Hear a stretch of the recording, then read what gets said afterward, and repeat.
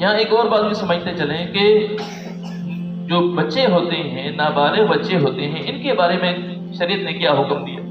ان کے بارے میں بہت سی احادیث آئی ہیں۔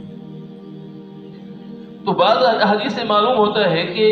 جو مشرکوں کے بچے ہوتے ہیں، یعنی جو کفار ہیں، ان کی جو اولادیں ہیں،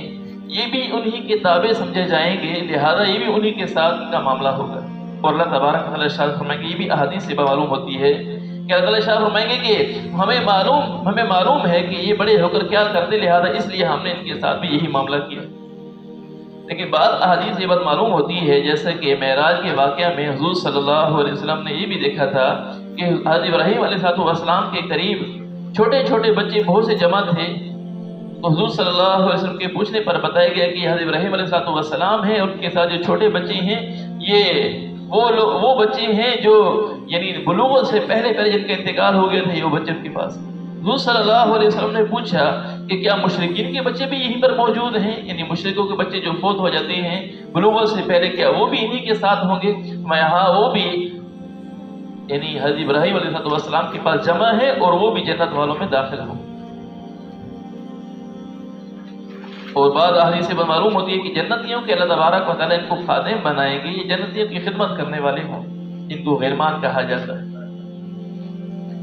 اور بعض روایات سے معلوم ہوتا ہے کہ مقام اعراف میں رکھا جائے گا۔ مقام اعراف وہ مقام کہلاتا ہے جو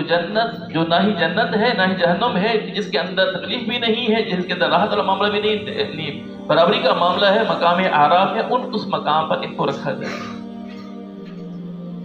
بعض چیزیں ایسی ہیں جن کے درپیہ ہونے سے شریعت نے منع کیا، جن میں گفتگو کرنے سے، بعض پرس کرنے سے شریعت نے منع کیا ہے۔ حدیث پاک میں ہے، صراحتاً حدیث پاک میں ہے کہ ایک تقدیر کا معاملہ، اور دوسرا بچوں کے بارے میں جو بلوغ سے پہلے انتقال کر جاتے ہیں، کفر کی حالت میں انتقال کر جاتے ہیں، ان کے بارے میں ان کے درپیہ ہونے سے، یعنی ہر وقت ان کی چھان بین میں لگے رہنا کہ یہ کہاں جائیں گے، اس چیز کے درپیہ ہونے سے حضور صلی اللہ علیہ وسلم نے حدیث پاک میں منع فرمایا۔ تو جس چیز کے ہمیں مکلف بنایا گیا ہے، ہم اس کے بارے میں سوچیں کہ ہم کس راستے کو اختیار کرنے والے ہیں۔ ہمارے اوپر اللہ تبارک و تعالیٰ جو احکامات اتارے ہیں، ان احکامات کو ہم کتنا پورا کرنے والے ہیں، اس کے بارے میں سوچیں۔ بعض لوگ فضول کے سوالات کرتے رہتے ہیں کہ یہ فلاں کام کیسا ہے، فلاں۔ مثال کے طور پر حضرت آدم علیہ السلام کی اولاد میں کتنے لڑکے کتنے لڑکیاں تھیں، اس سوال سے اس کی زندگی کا آخر کا کیا معاملہ ہے۔